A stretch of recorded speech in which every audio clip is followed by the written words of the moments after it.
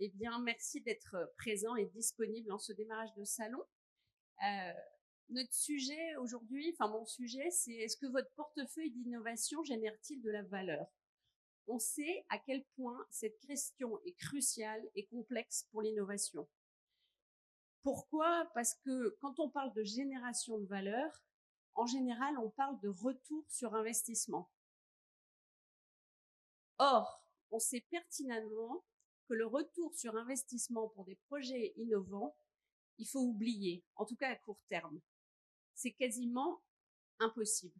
Par définition, on avance sans savoir où on va, et la génération de valeur, en tout cas sonnante et trébuchante, est encore très incertaine. Et d'autant plus que des études ont prouvé, vous connaissez peut-être l'effectuation, qui est une théorie venant des États-Unis, qui a analysé la posture de l'innovateur et la posture entrepreneuriale, et qui en est sorti avec 5 principes, et notamment celui qui nous intéresse ici, des principes qui sont vraiment inscrits dans la posture et dans le fonctionnement de l'innovateur, c'est de raisonner en perte acceptable. Au lieu de raisonner en retour sur investissement, l'innovateur raisonne en perte acceptable. Ce qui, là encore une fois, va en contresens d'un retour sur un investissement et de cet fameux enjeu de création de valeur. Donc, comment faire dans un tel contexte? Eh bien, chez Vianeo, on vous propose donc d'oublier le retour sur investissement sonnant et trébuchant immédiat. Bien évidemment, il faut l'avoir en tête et c'est un objectif ultime absolument nécessaire. Mais dans la construction du projet, dans l'évolution du projet, oublions-le et concentrons-nous en fait sur la valeur qui va être créée pas à pas dans la compréhension de ce qui va faire la valeur globale du projet. Pour ça, on vous propose une approche qui, à travers cette marelle, en fait, représente un cheminement logique pour passer d'un problème à résoudre et arriver à une valeur par un business model in fine. Donc, on vous propose 5 espaces à explorer qui sont des espaces dans lesquels on va trouver de la valeur, quoi qu'il arrive avec le projet. Même si on l'arrête, on va y trouver en son cœur de cette exploration de la valeur créée. Alors, je vais rentrer un peu plus dans le détail et je vous propose de prendre la casquette du détective qui doit explorer justement pas à pas les indices et trouver les indices qui vont faire la preuve de cette création de valeur, la preuve de cette cohérence entre la capacité de l'offreur à répondre in fine à un besoin et à des attentes du marché. Pour cela, chaque espace de création de valeur, donc la légitimité, la désirabilité, l'acceptabilité, la faisabilité et la viabilité vont être des espaces véritablement d'exploration qui vont nous permettre d'aller valider effectivement une valeur à chaque instant. Alors prenons le temps de regarder dans chaque espace quelle est cette valeur qu'on va pouvoir trouver. Bien évidemment, l'enjeu est qu'on la trouve à la fin sur la viabilité pour apporter la preuve, et là ce sera le ROI qu'on aura in fine. La première valeur que l'on peut identifier et qui apporte de la valeur à un portefeuille d'innovation, c'est la valeur qui est portée par la légitimité, qui est en fait d'identifier des assets uniques, des éléments différenciants en possession de l'organisation et qui vont pouvoir nous aider à résoudre des problèmes. Ça, en général, dans la R&D, on peut facilement les identifier. Et en tout cas, ce qui est très important, et c'est là où la valeur se crée, c'est d'arriver à les corréler avec le problème à résoudre, puisque c'est là que du coup, on va pouvoir les rendre utiles. Et ça, c'est bien l'enjeu de l'innovation. Donc, premier espace de valeur à identifier. Le deuxième, bien évidemment, c'est dans la désirabilité. L'objectif ici, c'est vraiment de trouver des espaces d'opportunité marché. Et j'ai vu beaucoup de projets où ils partaient bien en tête sur une solution et un besoin qu'ils avaient identifié, et en fait de trouver d'autres espaces possibles et du coup d'orienter des projets ou même de créer des nouveaux projets en fonction de ces besoins qui avaient été trouvés en chemin. Donc là, ouvrir les yeux, derrière, évidemment, toutes les approches de design thinking sont utiles, mais permettent vraiment d'identifier des espaces de création de valeur absolument cruciaux et j'ai envie de dire même indispensables pour ensuite avancer sur l'innovation. Deuxième espace de valeur, en fait, on n'y pense pas souvent. Le premier, la désirabilité, le deuxième, l'acceptabilité. Ce sont des espaces dans lesquels on va observer le potentiel, en fait, de création de valeur pour l'entreprise. Donc, le deuxième, c'est l'acceptabilité. En fait, dans l'acceptabilité, l'enjeu, c'est de trouver un rapport de force positive avec des acteurs qui sont en place et qui vont avoir intérêt à ce que l'innovation prenne place. Et ce qu'on va créer comme valeur ici, ce sont des partenariats stratégiques. J'ai vu un grand groupe une fois, je ne peux pas le citer, mais qui a découvert un acteur avec lequel il ne parlait jamais, et en comprenant quel rôle il avait dans un écosystème, ils ont lancé des partenariats stratégiques qui ont permis de lancer des nouvelles offres qui jusqu'à présent avaient été absolument insoupçonnées. Enfin, le quatrième espèce de valeur, j'ai envie de dire, celui-là, on le connaît par cœur, surtout quand on est dans la R&D, la faisabilité. Bien évidemment, c'est ici qu'on va construire des nouvelles capacités, des nouvelles fonctionnalités, de l'API, bien sûr, et puis des partenariats techniques, parce que ce qui sera très intéressant, c'est de s'assurer qu'on peut s'adosser aussi avec des partenaires complémentaires de l'offre pour ensemble aller encore plus loin. Enfin, évidemment, le dernier espace de valeur absolument fondamental, c'est la viabilité. Et là, c'est la proposition de valeur. Et cette proposition de valeur, en fait, elle intègre toutes les autres valeurs que l'on a identifiées tout au long du chemin, au travers de cette exploration du détective, comme je le présentais en début de présentation. Tout ça, ce que l'on propose chez Vianeo, c'est d'y avoir accès par la digitalisation de cette méthode. Alors, je fais un petit détour parce que je ne l'ai pas précisé, mais cette approche méthodologique à l'origine est une approche académique qui a fait l'objet d'une thèse et qui a pour originalité vraiment d'apporter une compréhension systémique de l'accès au marché d'une innovation, et j'ai envie de dire même avant d'une idée ou tout simplement d'une capacité face à un problème à résoudre identifié.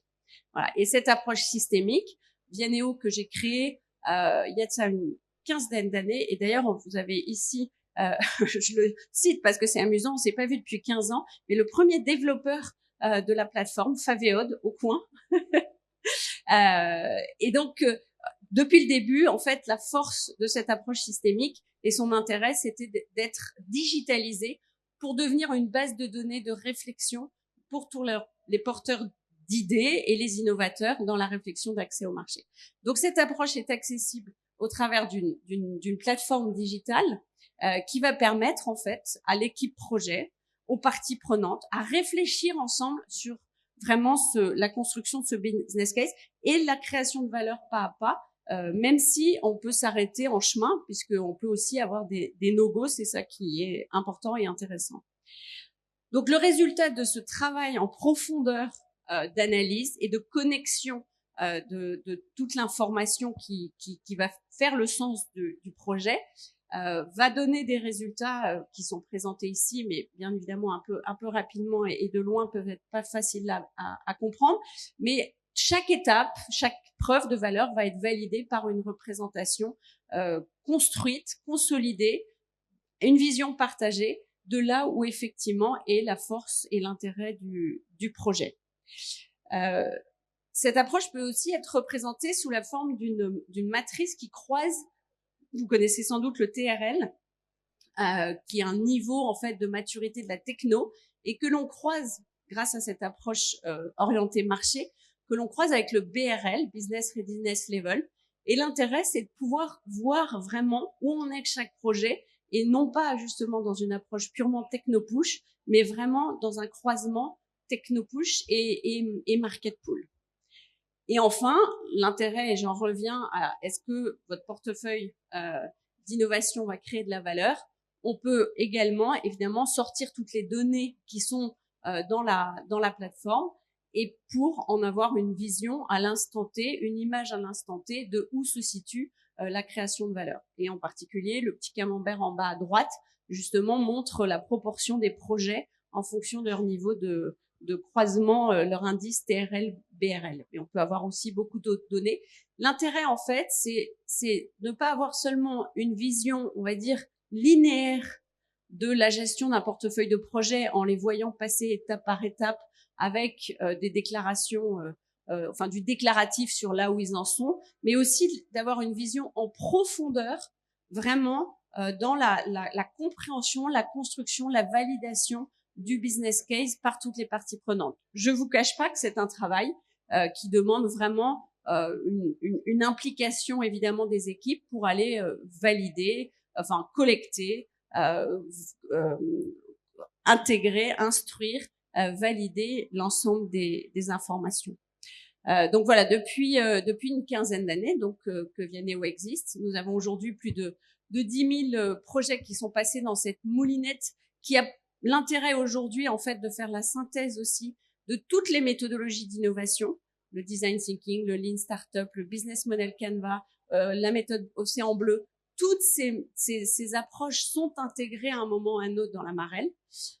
Et donc, nous avons des utilisateurs tant au niveau de l'incubation, puisque on sont plutôt nés avec les startups, de la recherche, donc le CEA, le CNRS, et puis des grands groupes qui de plus en plus, en fait, voient l'intérêt d'avoir une approche rationalisée, structurée, qui permet un langage commun, tout en étant bien en profondeur vraiment sur le projet, et puis surtout en prenant le projet dans le bon sens, en validant où est la valeur identifiée. Et l'intérêt sur les portefeuilles aussi, c'est de pouvoir récupérer de la valeur identifiée à un moment donné sur un projet, ne serait-ce que de l'asset qu'on a identifié au départ pour répondre à un besoin. Et si le projet ne marche pas, bah, cet asset, on l'a et on peut le récupérer évidemment sur d'autres projets. Pareil pour la désirabilité. À tout moment, l'intérêt et l'enjeu, c'est d'arriver à croiser en fait et à récupérer cette information que chaque projet a permis de créer. Quelques cas rapidement pour vous montrer comment ça peut être utilisé. Chez Technip Energies, donc grand groupe aujourd'hui qui a des gros enjeux stratégiques de positionnement sur les énergies nouvelles et également aussi de développement de nouvelles offres, eh bien, ils sont en train de déployer de manière large au niveau international, corporate, cette approche pour que tous les managers deviennent quelque part des potentiels managers de l'innovation et sachent vraiment prendre par eux-mêmes cette approche pour tout projet qui est très exploratoire, très incertain au départ. Donc ça passe par de la formation et pour nous par un déploiement aussi d'une plateforme. Autre cas d'usage, Aguerre Group qui est dans l'électronique. Aujourd'hui, c'est la cellule innovation qui se forme et qui déploie grâce à l'usage d'une plateforme en marque blanche et dédiée qui va déployer l'approche pour accompagner vraiment les projets en interne et favoriser vraiment dès le démarrage cette posture market pool qui est toujours, on le sait, très délicate dans la tête des ingénieurs et pourtant qui est du bon sens et que l'on peut assez aisément en fait diffuser et partager. Enfin, un troisième cas, le CEA, qui aujourd'hui va permettre la structuration et l'accompagnement de toutes les startups internes qui émergent avec l'appui de notre plateforme et en même temps des formations pour les chargés de valorisation. Voilà, donc en quelques mots, juste pour que vous sachiez à quoi vous en tenir avec notre offre. Au cœur, vous l'avez bien compris, notre ADN, c'est une méthode de business design systémique, unique. Vous la verrez nulle part ailleurs, dans aucune autre plateforme et accessible de cette manière indépendante, qui est du coup intégrée dans une plateforme. Mais cette plateforme, au-delà d'être centrée sur la méthodologie, permet aussi la gestion d'un workflow avec différentes étapes pour un portefeuille d'innovation. Et on propose, associé au déploiement, des formations certifiantes, des ateliers aussi pour accélérer les projets et bien évidemment du conseil stratégique aussi pour savoir comment intégrer l'innovation. Et pour la petite histoire, j'ai une casquette aussi. Je représente la France actuellement dans la conception de la norme ISO management de l'innovation qui est en cours de finalisation, qui va sortir normalement à la fin de l'année. Un énorme travail d'experts à travers le monde, très, très intéressant, mais qui permet de vraiment établir les pierres angulaires de ce qui va permettre dans une entreprise de vraiment avoir des bonnes bases pour embarquer tous les innovateurs. Voilà, donc en gros, trois raisons de travailler ensemble, digitalisation et en même temps méthodologie. Et puis, on connaît bien notre sujet depuis 15 ans, avec une grande ouverture sur beaucoup de cas dans la chaîne de l'innovation. Et bien sûr, on est surtout preneur de co-conception et d'adaptation à vos propres organisations et vos propres enjeux. Voilà, je vous remercie. Il y a peut-être un peu de temps. Oui, il y a un peu de temps pour des questions, si jamais vous voulez, là maintenant. Ah oui, on a la méthodologie, on aime bien le digital, mais on aime bien aussi le physique. Et donc, on a un petit jeu de cartes, le jeu de cartes de Néo, notre détective. Et donc, chaque carte est une des questions de la marelle. Et l'enjeu, c'est de bien s'assurer qu'on s'est posé la bonne question. Donc, si vous voulez le jeu de cartes, Élise, qui est là, est à votre disposition pour vous en donner. Voilà, un moyen de comprendre cette systémique. Est-ce qu'il y a des questions? Non?